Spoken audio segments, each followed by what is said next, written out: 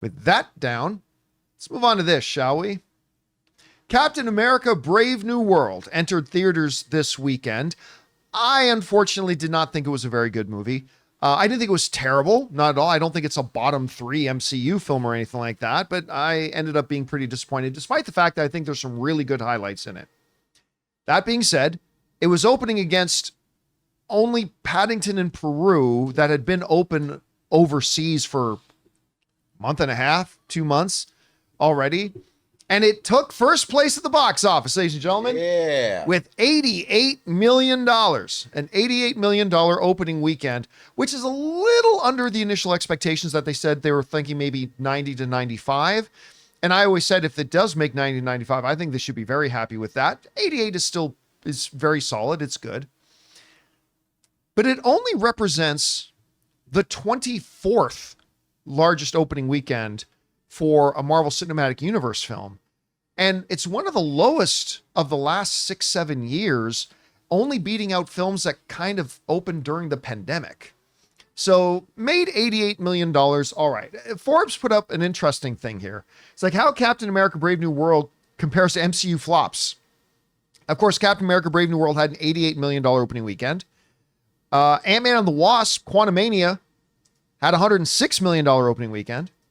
Thor: The Dark World, I think maybe the worst MCU film, but that's just me, opened to roughly the same at $85 million. Iron Man 2, which I think is one of the worst MCU films, opened with $128 million. Eternals opened to $71 million. And the Marvels way behind. Marvel's way behind. A movie I actually don't mind. I kind of enjoy the Marvels. Made $46 million opening weekend. Now, here's the good news for Captain America Brave New World. It's got nothing opening next weekend. Like I mean, there's a couple of smaller things, but really nothing is opening against it next weekend. So it's going to really have the opportunity to kind of shine and hopefully have some legs. Rob, I don't think anybody was expecting that Captain America Brave New World, that does not have Captain America in it, it doesn't have Steve Rogers, doesn't have Chris Evans. It's a total change of the character. A guy who has been a sidekick in the MCU up until now, now leading the way. I don't think anybody expected this movie to open to $150 million, right? Of course not. That would be ridiculous. If at some point they get another character to play Iron Man, that ain't going to open to $150 million either. Maybe it can build up to that sometime in the second or third film, but nobody would expect that. I've said from the beginning that I think if Captain America Brave New World can pull out 90 to 95 million, I think that needs to be considered a win. 88's a little under, but it's right in the ballpark. We want to take a second to thank a sponsor of today's episode, Indeed. Okay, so you just realized your business needed to hire somebody like yesterday. How can you find amazing candidates fast? Easy. Just use Indeed. When it comes to hiring, Indeed is all you need. Stop struggling to get your job post seen on other job sites. Indeed's sponsored jobs helps you stand out and hire fast. With sponsored jobs, your post jumps to the top of the page for the right candidates so you can reach the best talent faster. And it works. Indeed's data shows that sponsored jobs get 45% more application than non-sponsored jobs. The thing I'm impressed most with Indeed is how fast it makes hiring. When I was looking to hire somebody for the John Campea Show, the process felt slow and overwhelming. I hate it. I wish I had used Indeed. And you want to know how fast Indeed is? In just the minute that I've been talking to you, 23 hires were made on Indeed worldwide. So don't wait. Speed up your hiring now with Indeed. And for listeners of this show, you get a $75 sponsored job credit to get your jobs more visibility at Indeed.com/Campea. Just go to Indeed.com/Campea and support our show by saying you heard about Indeed here. That's Indeed.com/Campea. Terms and conditions apply. Hiring? Indeed is all you need. So one of the lower opening weekends for the MCU? Yes, but given the circumstances, I actually don't think this is a bad result for them. How do you interpret it? I don't either. And worldwide, it's doing well as well. And today is a holiday. Today is President's Day. So I think we're going to see that total sail over 100 million for the 4-day weekend. And also, foreign numbers are pretty good. So the real question is going to be its second weekend. How big is the drop going to be? Is it going to be precipitous? Is it going to be a 75% drop? Or like you said, I think, when I saw the movie, I too was disappointed in it. But it's not bad. It's just disjointed. I felt like I was watching 6 movies at once, and our main character was not the focus of the film. It wasn't about Captain America. No, it was Hulk too. Yeah, he was reacting, and I found that sort of strange to me, because it would have taken maybe an afternoon in a writer's room to go, okay, let's rejigger this and make it work. And with all the reshoots, and you go and look at the writers who wrote the film, none of them had ever done anything close to this kind of material. And I found it sort of strange, but it only makes me wonder how bad the movie was prior to them going in and doing all the reshoots. But the thing is, I'm just it's when you already have templates of how to make a great Captain American movie and political thrillers. I was making a point last night that there's a number of political thrillers you could look towards that we've already seen successful. There's a lot of great political thriller TV shows going on now. The Jack Ryan series. Reacher is a political The Diplomat. thriller. The Diplomat. There's all kinds of things. But anyway, be that as it may, I think Anthony Mackie was a win. Really enjoyed him. Oh, he's been a win as Sam ever since he first popped really up. He's loved so him. good. But Carl Lumley. I'm like, there was what I don't understand. Isaiah stole the movie for me. He was great, and like to turn him into like, I understand why they did. Let's not go too far into spoiler. No, detail. sorry, but there's your anyway. I would have liked to have seen a Lethal Weapon dynamic, like the two of them hitting the road, and I really like the new Falcon. And I thought, okay, here's these characters are great. I really like them all, and I wanted to see more of them. It was just a story, but it wasn't a loss. It wasn't a loss, but I think people will go back again because it was pretty good. Just like my friend Rob said, Rob G, who was telling me about this, he goes, it's good. I wanted it to be great. I was kind of hoping that I would like it more.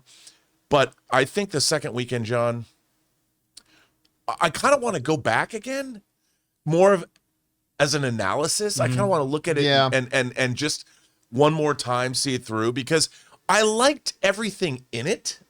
It just didn't hold together. Yeah, I did not like everything in it, unfortunately. Again, without going into details in the story, for a villain that's supposed to be a super genius, wow, he was stupid. Oh, well, yeah. He was really dumb. Yes.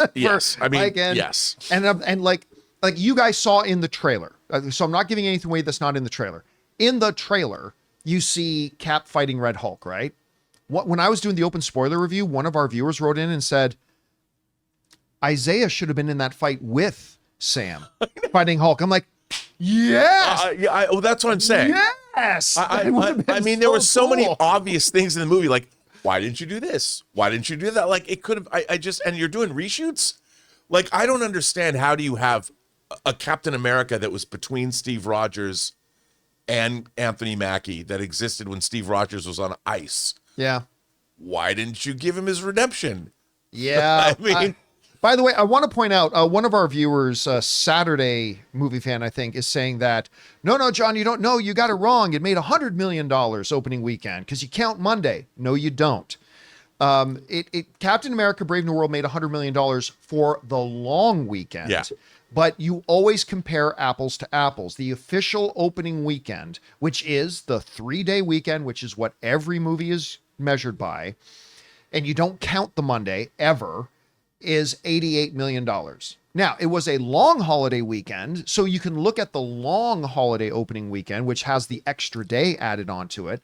But yeah, it's the official opening weekend for Captain America Brave New World is $88.5 million. That was $20 million over than what I thought it would make. I actually thought it would make 60. I feared it could, I said I did not think it could make that 90 to 95. But I wasn't thinking 88. I was fearing it could be as low as 70. So I think 88 is still respectable. I think that's good for them. And I think you're right, Rob. What's really going to come down to it is, what does the second weekend do? Yeah. Against not a lot of strong competition. I think the Monkey. I was going to say, I think that new horror film Monkey is coming out. Unbreakable Boy. Monkey's not going to be a $70 million opening film. No, but right? it looks pretty good. It does look fun, doesn't it? Yeah. It does look fun. The audience score is 80%. But for here's Captain the thing. America, so there may be good word of mouth. No, but Or here's the that thing. could be just a... You got to put that in context. 80% is one of the lowest audience scores. Do you know what had a higher audience score? The Marvels. You know, it had practically equal audience score, Thor 2. 80% is actually one of the lowest MCU audience scores. It's a little bit skewed, but it's the audience cinema score on it is B-. Yeah. Yeah. So that's why, even though Rotten Tomatoes has the most authentic and real audience score measurement system, because they actually verify audience members who vote actually saw the movie, you got to remember MCU scores skew a bit when it comes to audience score, and 80% is actually one of the lowest. Yeah, if it was more like 88%, 89. Actually, if I look it up, Ant-Man and the Wasp Quantumania, let me see what Ant-Man and the Wasp Quantumania's audience score. I think it was close to 80%. So let me look it up here. Ant-Man and the Wasp Quantumania has a higher audience score than Captain America Brave New World. It's got an 81%. There you go, then. It's the better movie. Therefore, definitively, by the way, I do think Captain America Brave New World was better than Ant-Man and the Wasp Quantumania. But again, it has an 81 audience score. So, Den of Thieves 2 has a B+.